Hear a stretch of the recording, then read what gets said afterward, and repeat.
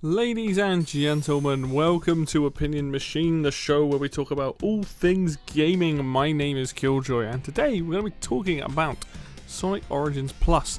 Now, I was lucky enough to pick this up a little while ago for a very, very cheap price for the sort of special edition that came with the DLC and some nice postcards and art book or whatever it is, I can't remember exactly.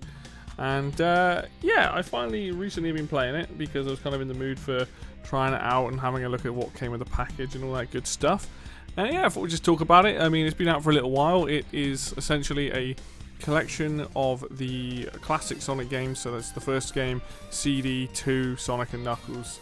And with this particular one, the DLC comes with all these Game Gear titles, and I think Amy Rose is a playable character and possibly some other stuff, but that's like the two big things. So I want to talk about the package as a whole, because I think first off I want to say, like, if you can get this, I got this for about £20 in the UK. I think that is a really good bargain because you're getting some very good classic Sonic games that for the most part still hold up pretty well and are fun. And we'll go over for all the cool things and sort of changes and additions they've added, because some of the things they've done in this package are very smart. First and foremost, each game has anniversary mode, which is the biggest change for these games. This is, hey, you can play that classic game with any of these characters. Sonic CD is the only one I've not tried, but all the other games you seem to play, you can play as Sonic, Tails, Knuckles, Amy, and so on and so forth. So that's who you get to like play as and enjoy. And they all have their slight differences, as you'd imagine. And I think some of the older games have like some of the things adjusted for some of those characters, because obviously in the original Sonic the Hedgehog you couldn't play as anyone else but Sonic. But what's cool is that you have anniversary mode, which turns the game into widescreen, which is probably the biggest bonus, being able to see further in front of you, further behind you. And they get rid of the live system, so there's no more lives. You've got infinite amount of tries, all that sort of stuff. Obviously you can save the game and you can come back, you can complete like Act 1 of something and then come back later on and do Act 2 and Act 3 and whatnot after the fact, which is cool. So there's that quality of life, there's that change to getting rid of the lives that I think are the biggest things about these games. I was able to power my way through Sonic 1, which is one of the few Sonic games I've completed, you know, over the years, and knowing that I can just take my time with Labyrinth Zone and bits and bobs of the game that are like very, very hard peaks of difficulty. So it is quite nice being able to be like, yeah, it's all good, I don't have to worry if I die a lot, like, it's all good. And I think that's the biggest thing. Each game has an anniversary mode, and that's what it changes, and I'm really grateful for that. Obviously, as I said, all these games, Sonic 1, CD, 2, Knuckles, and having the DLC with the Game Gear games. Now, not all those Game Gear games are great. There are a couple of really good ones in there. But because it is a decent collection of these classic games, you're getting fairly good value for money here, as long as you're paying like a fair price for this. I wouldn't pay more than about £25 for all these games. I think just because they can be quite brutal, not the easiest games. But I think all that content is awesome. On top of just the games and the features of like Amy and stuff like that, you then have the extra content. So you've got the museum. The museum lets you listen to soundtracks from all the games. What's really cool, for example, Sonic CD had an American and a Japanese soundtrack, and it's very nice that they put both soundtracks into this game. You can then get coins in this game, which is weird to say because it's Sonic. But you get coins which you can use to unlock more music, sort of music from Generations, I think, and there's a Smash Brothers remix in there that you can get for Angel Island. There's a bunch of extra music you can unlock. There's a ton of illustrations and things like that. There's a ton of videos. There's a lot of that stuff to unlock. So there's a ton of content, really good like side content there for you to work towards and unlock and whatnot. Which is always the kind of thing you expect in a collection, is like the artwork, the music, and videos and stuff. And there's some really cool Sonic Mania videos in there. It's like 5 episodes, all like a couple minutes each, but they're actually really good animation and they're really cool. Like they sort of set up that story. Worth watching actually, if you can find them online if you don't own the game. But if you do own the game, they're a lot of fun, and there's like animatics for them and stuff like that. This game specifically also adds intros and outros for each of the games. So you start up Sonic 1, you get an animated intro, an animated outro, and so on and so forth with the other games, like Sonic running around the world, which is awesome. You've also got mission mode, which is the very, like, I haven't fully understood what this is. You start off in Sonic 1, I think you play through all the games, but I don't know what you get from doing it rather than just playing the games individually, unless you're planning on just playing games back to back to back. But that is there. And there's also like side quests. So you've got like 2 modes. You've got the mission mode, I think it's called mission mode, which is where you play all the games back to back or just play through them.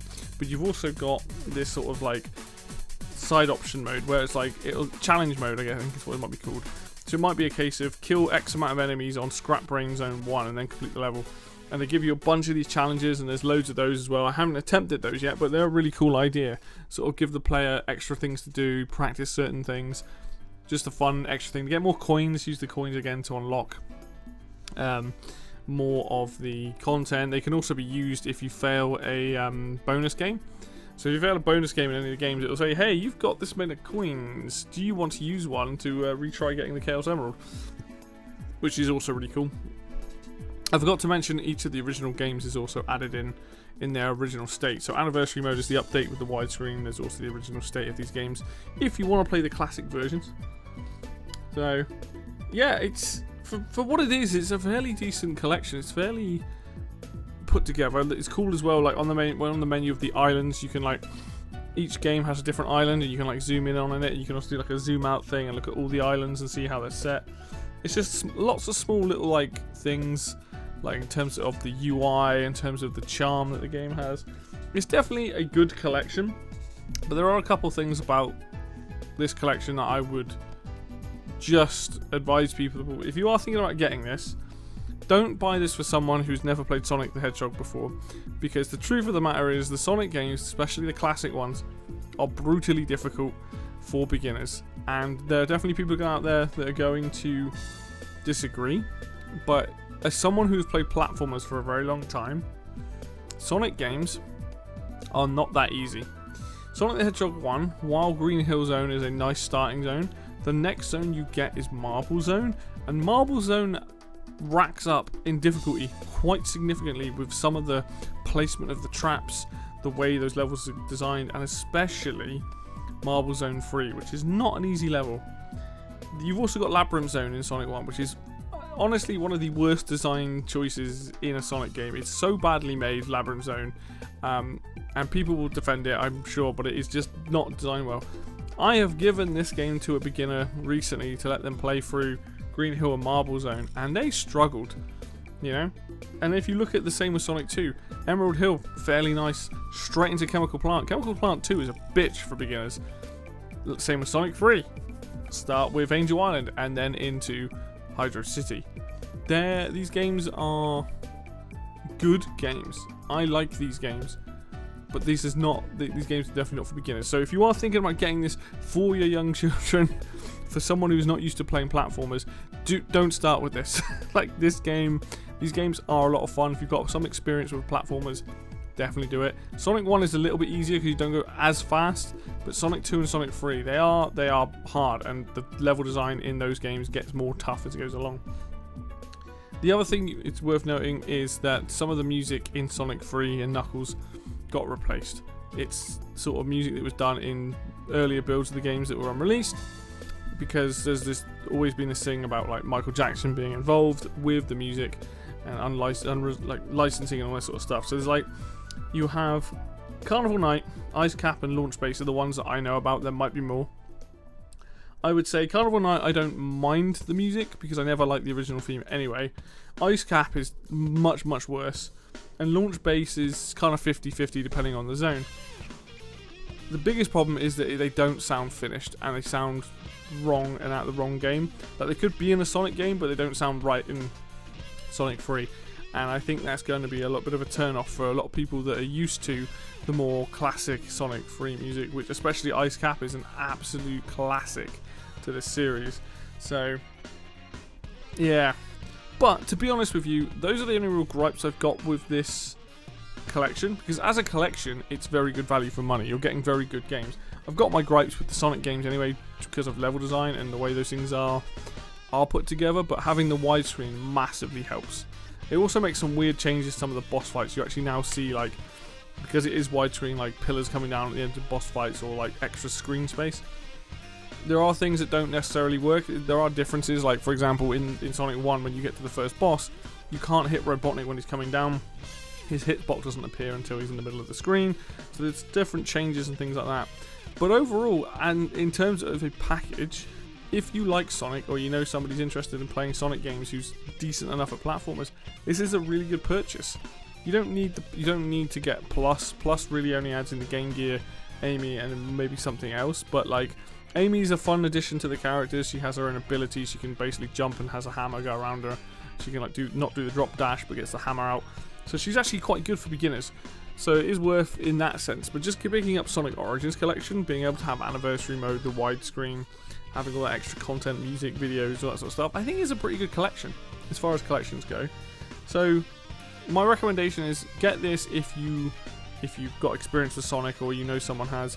Don't buy this if you're giving this to somebody brand new, because these games are brutal if you don't know what you're doing, because some of the, like I said, some of the placement and the level designs can be very, very unforgiving, we'll say. So there you go, that's my thoughts on Sonic Origins Plus. Hopefully this is you'll find this useful if you're sitting on the edge or thinking about getting that game. But yeah, if you enjoyed this video, hit the like button. If you want to see more content like this, then hit subscribe. Links for Facebook and Twitter will be down below in the description as always. And until next video, I will see you then.